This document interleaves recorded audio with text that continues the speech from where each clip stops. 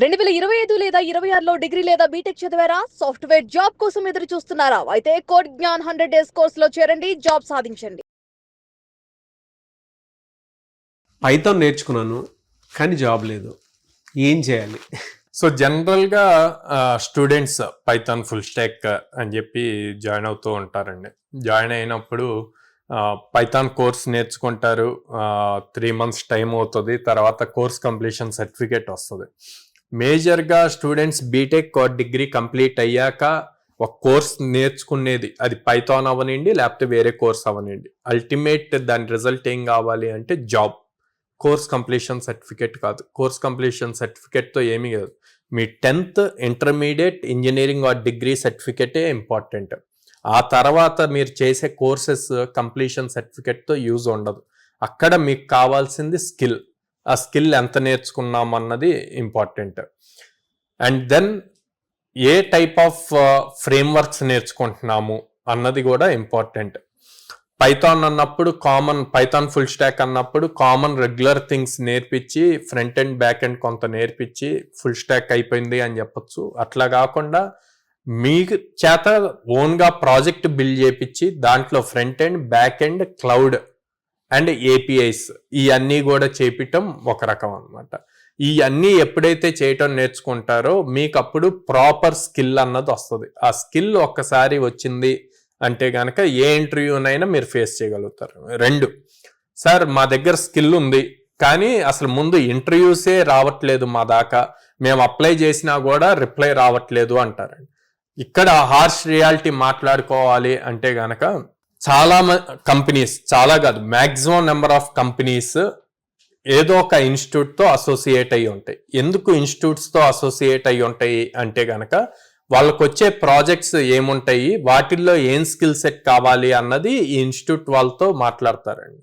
మాట్లాడినప్పుడు వీళ్ళు దాని రిలేటెడ్ ట్రైనింగ్ చేస్తారు. ట్రైనింగ్ చేశాక ఇంటర్వ్యూ చేసి వాళ్ళు బాగా పెర్ఫామ్ చేసిన వాళ్ళని ఒకప్పుడు అంటే ఒక 4 years బ్యాక్ ప్రతి కంపెనీ కూడా ఫ్రెషర్ని హైర్ చేసి రెగ్యులర్ చెక్ చేసుకొని ఫ్రెషర్ని హైర్ చేసి మళ్ళీ ట్రైనింగ్ ఇచ్చాయి.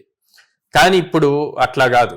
ట్రైనింగ్ ఇవ్వటానికి ముందే అసలు వీళ్ళు ఎంత క్యాపబుల్ ఉన్నారు, ఎంత స్కిల్ ఉంది అని చూస్తున్నారు. ఎందుకు ఈ డిఫరెన్స్ అంటే గనక ఒకప్పుడు పాస్అవుట్ స్టూడెంట్స్ స్ట్రెంగ్త్ తక్కువ, ఇప్పుడు దాదాపు ఓన్లీ మన తెలుగు స్టేట్స్ నుంచి 10 lakh+ స్టూడెంట్స్ పాస్అవుట్ అవుతున్నారు. 10 లక్షల మందికి గట్టిగా మాట్లాడితే 1.5 జాబ్స్ ఉంటున్నాయేమో సంవత్సరంలో, 1.5 lakh జాబ్స్. సో ఇంత కాంపిటీషన్ ఉన్నప్పుడు కంపెనీస్కి మల్టిపుల్ ఆప్షన్స్ ఉన్నాయి.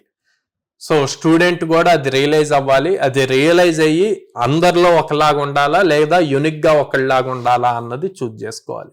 అలా ఎప్పుడైతే డిఫరెంట్గా థింక్ చేసి తనొక్కడు యూనిక్గా ఉండాలి. యూనిక్ అంటే ఏం లేదు, స్కిల్ సెట్ బాగా నేర్చుకోవాలి, ప్రాక్టికల్ నాలెడ్జ్ బాగా నేర్చుకోవాలి, మల్టిపుల్ హ్యాక్థాన్స్ లాంటివి పార్టిసిపేట్ చేసి ప్రాజెక్ట్స్ బిల్డ్ చేయాలి. అప్పుడు తను యూనిక్గా ఉంటాడు, స్కిల్ సెట్ బాగుంటుంది. ఎప్పుడైతే ఒక రైట్ ఇన్స్టిట్యూట్లో జాయిన్ అవుతాడో వాళ్ళు ఆపర్చునిటీస్ ఇస్తారో ఆపర్చునిటీస్ ఇవ్వగానే ఈజీగా క్రాక్ చేస్తారు. సార్ మిమ్మల్ని అప్రోచ్ అవ్వాలంటే ఒక పేరెంట్ అయినా సరే స్టూడెంట్ అయినా సరే మీ దగ్గరకు వస్తే మీరు ఇచ్చే బెనిఫిట్ ఏంటి? సో ప్రతి పేరెంట్ని స్టూడెంట్ని ఫస్ట్ బ్రాంచ్కి విజిట్ చేయమంటాను, కౌన్సిలర్స్తో మాట్లాడమంటాను. మాట్లాడాక ఎగ్జిస్టింగ్ స్టూడెంట్స్తో మాట్లాడి డెసిషన్ తీసుకోమని చెప్తానండి. ఎందుకు అంటే మేము 100 days అప్స్కిల్ చేస్తాము. ఓకే, అప్స్కిల్ చేశాక మేము దాదాపు 800+ కంపెనీస్తో అసోసియేట్ అయ్యి ఉండటం వల్ల వాళ్ళకి ఎవ్రీ వీక్ మినిమం 3 drives అన్నవి ఆపర్చునిటీస్ ఇస్తాము. సో అప్స్కిల్ చేసి ఆపర్చునిటీస్ ఇచ్చినప్పుడు క్రాక్ చేయటం easy. At the same time not only technical, communication skills, soft skills 2 నేర్పిస్తాము, యాప్టిట్యూడ్ రీజనింగ్ నేర్పిస్తాము. అండ్ పేరెంట్స్కి మన సైడ్ ఎక్కువ ఫార్మర్ బ్యాక్గ్రౌండ్ నుంచి ఎక్కువ స్టూడెంట్స్ ఉంటారు కాబట్టి వాళ్ళ కోసం 0 down payment EMI ఆప్షన్స్ కూడా ఉందన్నమాట. ఓకే, సో డబ్బు లేకపోయినా సరే ముందు వచ్చి చదువుకోవడానికి అవకాశం, ఈఎంఐలో పే చేయొచ్చు. స్టార్టింగ్ జాయిన్ అయ్యేటప్పుడే పే చేయాల్సిన అవసరం ఉండదు. అండ్ దెన్ ఎక్కువ మంది గర్ల్స్ స్టూడెంట్స్ ఉంటారు.